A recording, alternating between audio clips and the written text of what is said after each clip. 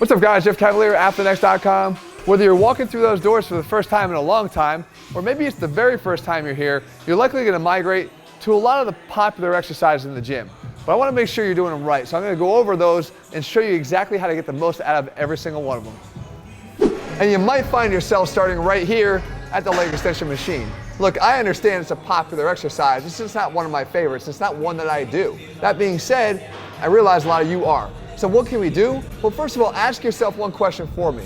Are you doing the exercise because you're looking for an isolation quad exercise, or are you doing it because you're looking for an easier leg exercise? Because if you're doing it for the latter, I want you to get to doing better exercises like a squat, because you know they're going to be more rewarding for you in the long run.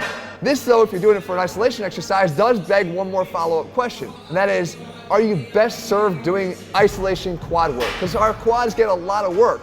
I'd rather see you put your time into doing some additional hamstring or glute work, because I know on almost everybody watching this, you probably got weak hams and glutes. If you're doing this and you're finding that it's causing some knee discomfort and pain, I understand why. It could be pretty inflammatory if you have patellar tendonitis. Guys, if you want to do it, but if you're looking for a better exercise, I'll show you some. So sticking with the legs, the next place you might find yourself is on a lying hamstring curl machine. If you're going to do this exercise, I think you should focus on a couple things. Number one, stop driving your knees into the pad, because what that does is it encourages the hip flexors to drive the motion, to help you to lift the pad up.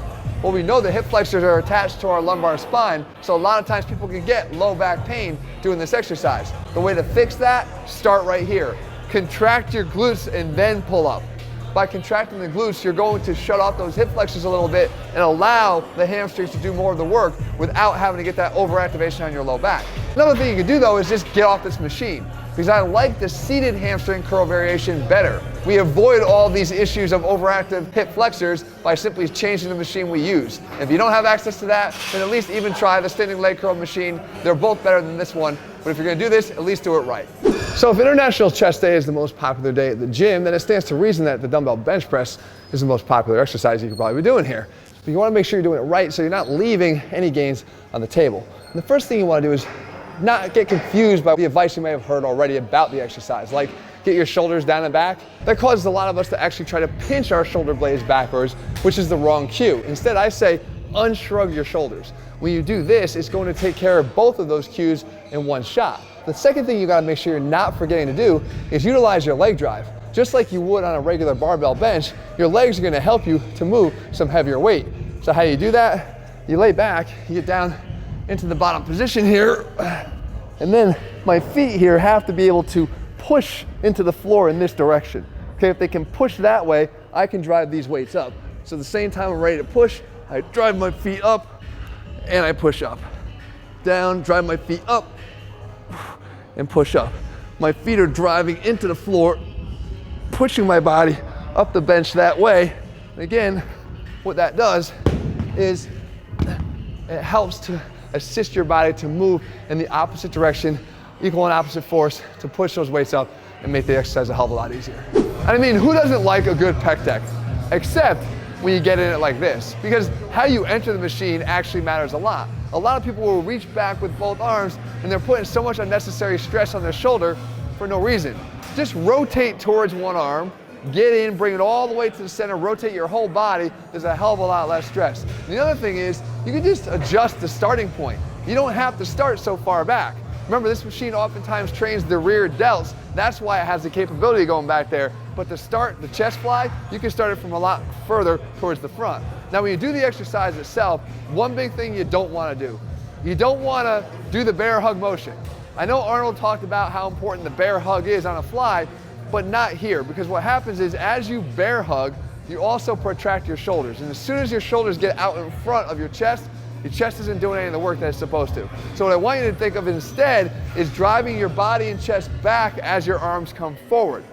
Get the arms out all the way straight, but drive the chest backwards. There's actually two motions in one. As the arms are going this way, my chest is going back that way. That will keep the chest prominent. That will place more of the work on the chest and do exactly what it is you're trying to do with this machine in the first place. So if you're going to train your triceps, you're likely going to try this exercise out, except I want you to change your target point. A lot of people will call and do these as skull crushers, and they target their skull and then they go up to the top. The problem is the end position. And when you do it with a skull as a target, what you're doing is ending here in the wrong position every single time. Instead, shift the arms backwards. Now go from there. And when you end, instead of bringing it all the way back over the top, stay back there. Because when you do that, you're going to keep the tension on the triceps the entire time. Straighten the elbows out, bring them down. You get a bigger stretch on the long head of the triceps anyway, and because that end position doesn't finish straight up overhead, you need a lot more tension on the triceps on the whole exercise. Next exercise up is the side lateral raise. This is obviously an exercise that almost everybody performs to hit that middle delt. But there's so much that can be done wrong here. The first of which is pouring the pitchers. You guys might have heard this advice before, that at the top you want to have your pinky higher than your thumb as if you're pouring a pitcher of water. But not when it comes to the health of your shoulder. When we're up in this position here, guys, we're getting internal rotation with elevation. When I know that I can get the same results or better by not doing that, why would I bother? So instead what I do is just lean my torso a little bit more forward. I keep the thumb higher than the pinky to alleviate any of those concerns, and I still hit that middle delt really, really hard directly against that downward force of gravity. Now what I don't want to see is a lot of momentum in lifting up, because as soon as you lift up like this, you've changed that angle. You've just taken away that angle that I created by having you lean slightly forward. Unless you're going to perform a cheat lateral raise, in which that case it's acceptable, but then the stimulation you're looking for there is an overloaded eccentric. It's a different purpose. For most of us, when we're doing the side lateral raise, you want to make sure that you're doing it just like this, thumb higher than pinky, and again, slight tilt forward to get the most out of it without any of the negatives. If you find yourself on a leg press machine, I'd ask that you actually move to something different, because there are so many better leg exercises, and especially if you're trying to use this to, let's say, work your posterior chain, because it does not do that. Even if you put your feet high up on the plate, it doesn't become a glute exercise because you're not getting any hip extension. In order to really work your glutes, you got to get that leg fully into extension, at least into neutral with the rest of your body. That's not happening here. So instead of actually moving your legs high, I would actually have you move your legs low. And that's for one other reason, because I don't want to see that low back of yours round up off of the pad.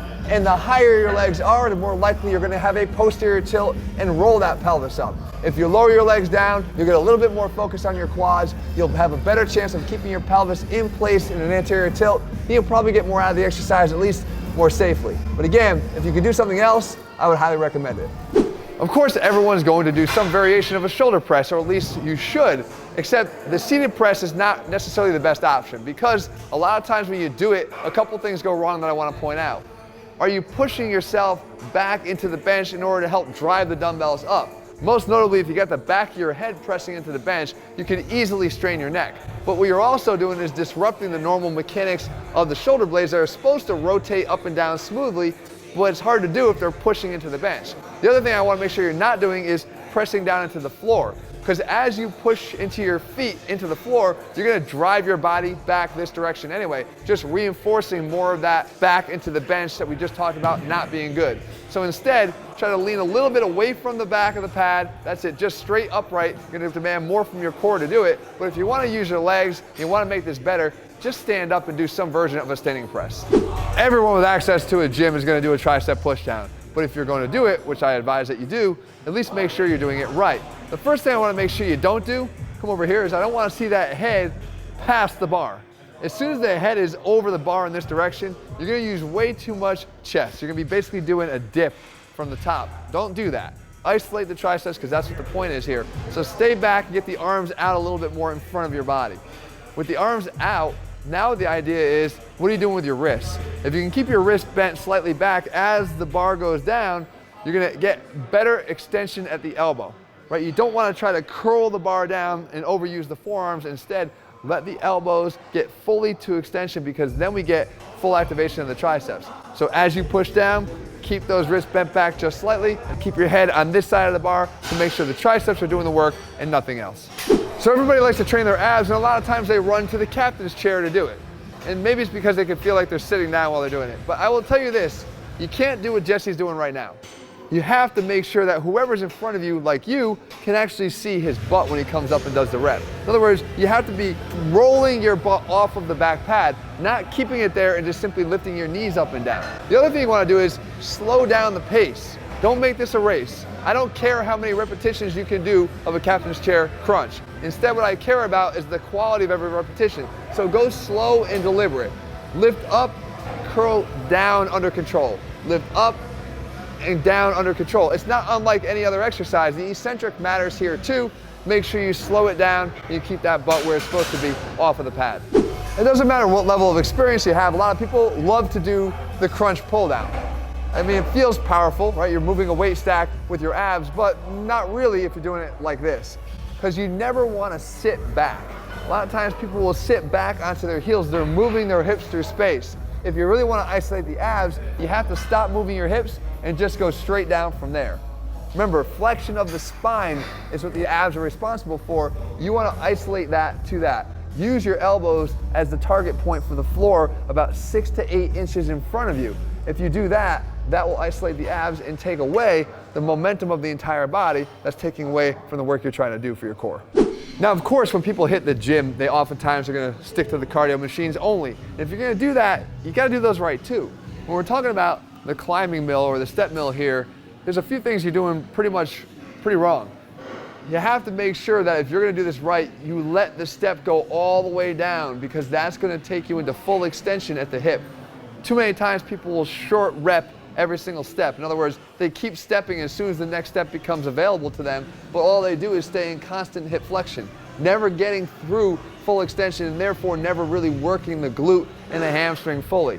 Just like on any exercise, full range of motion matters. The same thing applies here even to conditioning and cardio exercises.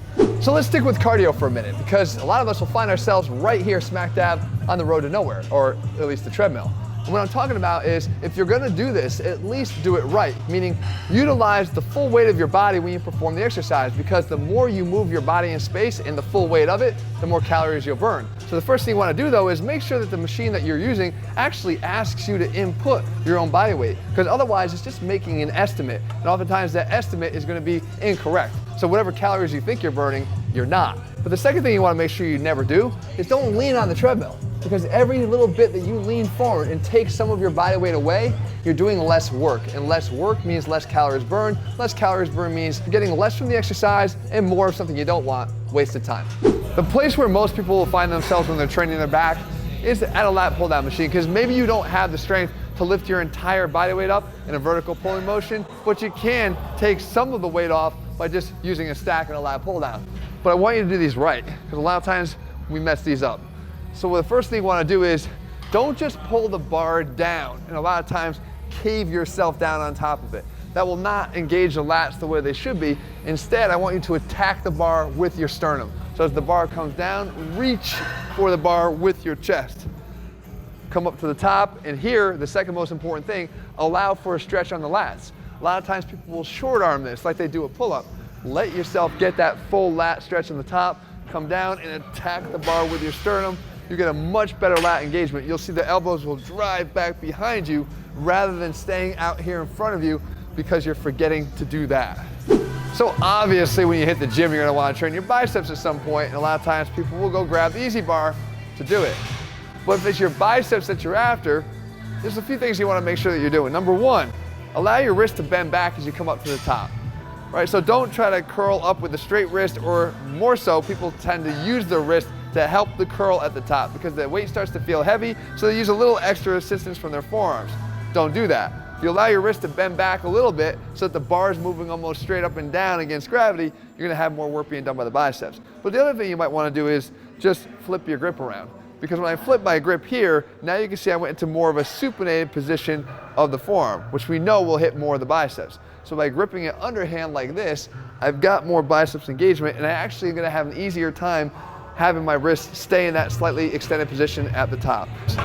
So remember, I know you're gonna curl, but when you do, curl right.